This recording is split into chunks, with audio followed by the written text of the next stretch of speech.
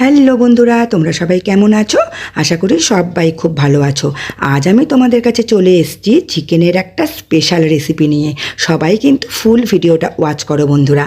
তো প্রথমে চিকেনটাকে ভালোভাবে ধুয়ে নিয়েছি, আর এরপরে এর মধ্যে দিয়ে দিলাম ওই ছোটো চামচের হাফ চামচ পরিমাণ মতন একটু হলুদের গুঁড়ো, আর দিয়ে দিলাম ছোটো চামচের হাফ চামচ পরিমাণ কাশ্মীরি মরিচের গুঁড়ো।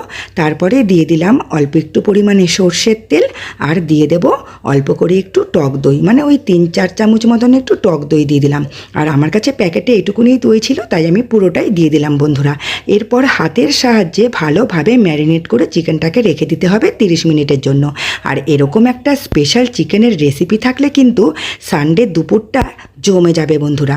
আর এদিকে দেখো, আমি একটা প্লেটের মধ্যে কেটে নিয়েছি একটু পেঁয়াজ কুচি, আদা কুচি, রসুন আর কয়েকটা কাঁচা লঙ্কা নিয়ে নিয়েছি, আর নিয়ে নিয়েছি একটা বড় সাইজের টমেটো কুচি। এরপর আমি আদা, রসুন, টমেটো আর কাঁচা লঙ্কাটাকে একটা ছোট মিক্সার জারের মধ্যে পেস্ট করে নেব। দেখো বন্ধুরা, আমি ছোট মিক্সার বাটিটার মধ্যে নিয়ে নিলাম, আর পেস্টও আমার কিন্তু রেডি হয়ে গেল তোমাদের সাথে কথা বলতে বলতে।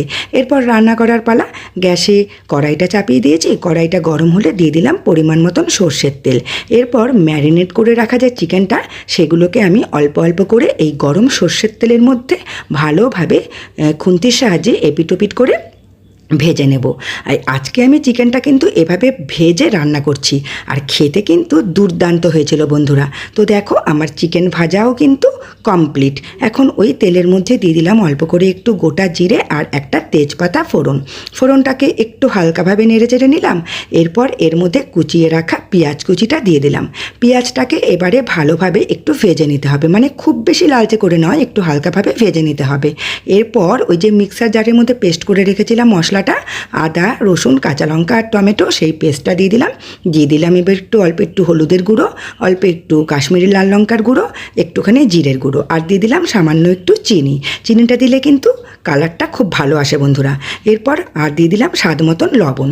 এরপর মশলাটাকে ভালোভাবে তেল ছাড়া পর্যন্ত কষিয়ে নিতে হবে। দেখো বন্ধুরা, কষানো কমপ্লিট। এখন আমি ভেজে রাখা চিকেনগুলোকে দিয়ে দিলাম। চিকেনের সাহায্যে মশলাটাকে ভালোভাবে নেড়ে চেড়ে ভালো করে একটু কষিয়ে নিতে হবে। আর দেখো, এরকম লালচে লালচে চিকেন খেতে কারা কারা ভালোবাসো আমাকে সবাই কমেন্ট করে জানিও তো। আমার তো জল দিতে ইচ্ছে করছিল না, এর মধ্যে মনে হয়েছিল এরকম কষা কষা চিকেনই খেয়ে ফেলি। তা যেহেতু দুপুরবেলা ভাতের সাথে খাওয়া হবে, তাই একটু গ্রেভি করলাম। আর যদি রুটি বা পরোটার সাথে খাওয়া হতো রাত্রিবেলায়, তাহলে কিন্তু জাস্ট সামান্য একটু জল দিতাম, মানে একদমই কষা কষা রাখতাম।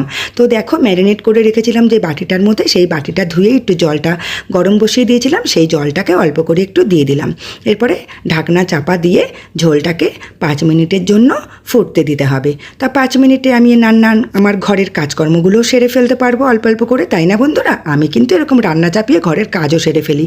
এরপর দেখো, 5 মিনিট পরে ঢাকনা সরিয়ে আমি এর মধ্যে দিয়ে দিলাম সামান্য একটু গরম মশলার গুঁড়ো।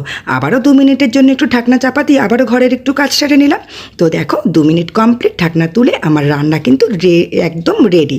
তো দেখো, ভিডিওটা কীরকম লাগলো তোমরা কিন্তু আমাকে অবশ্যই কমেন্ট করে জানিও। আর ভালো লাগলে কিন্তু একটা লাইক করতে ভুলো না, আর বন্ধুদের মধ্যে শেয়ার কিন্তু অবশ্যই করে দিও বন্ধুরা।